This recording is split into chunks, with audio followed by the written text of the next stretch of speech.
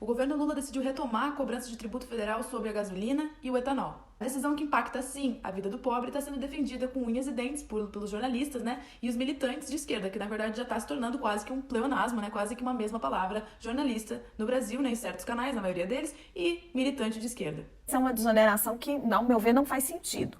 Porque você está desonerando um combustível fóssil, então ele ambientalmente vai contra as bandeiras que o Brasil levanta de redução, de poluição. Eu acho engraçado levantar essa bandeira ambiental, né, de que nós temos que ser contra os combustíveis fósseis, num país onde um carro elétrico custa 140 e tantos mil, em um país onde um carro híbrido, a mesma faixa de preço. É engraçado como a pauta de ser a favor dos pobres e a pauta ambientalista, elas se chocam, porque simplesmente não há uma realidade nesse papo. Não há uma realidade de o pobre ter um carro elétrico ou um carro híbrido.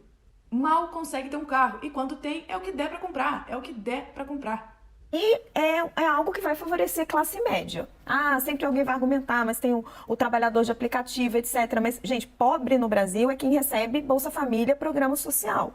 A gente precisa sempre traçar essa linha da pobreza. Eu acho interessante essa divisão que o governo esquerdista faz entre as pessoas, não só entre direita e esquerda, né? Não só do nós e eles, o oprimido e o opressor, mas também das classes, onde a classe média tem que se ferrar, onde o pobre precisa de atenção só que mesmo assim, em relação ao pobre, vai ter gente querendo ditar quem é pobre e quem não é. Pessoas que provavelmente nem sabem o que é pobreza, querendo dizer que o pobre é quem participa de programa de governo, que se tiver um carro já não é mais pobre. Ou seja, para não dizer que a decisão do Lula tá sim afetando a vida do pobre, eles preferem dizer que aquele pobre afetado não é pobre, é classe média.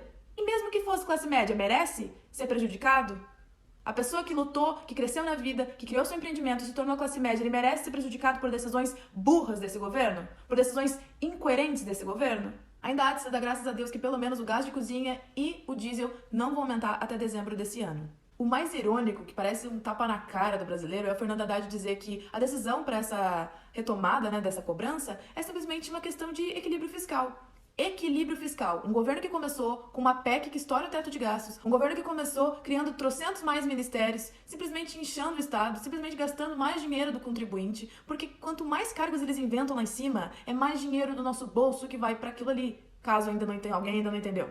Enquanto tem jornalista e militante de esquerda suando para tentar justificar todas as decisões péssimas desse governo, a gente tem pessoal de dentro já se desentendendo, de dentro do PT, como por exemplo a Gleisi Hoffmann, que falou que fazer isso agora é penalizar o consumidor, gerar mais inflação e descumprir compromisso de campanha. Pois é, Gleisi, eu nunca achei que eu diria isso, mas você tá redondamente correta e eu concordo plenamente. Trouxa é quem caiu no papo de ladrão, né?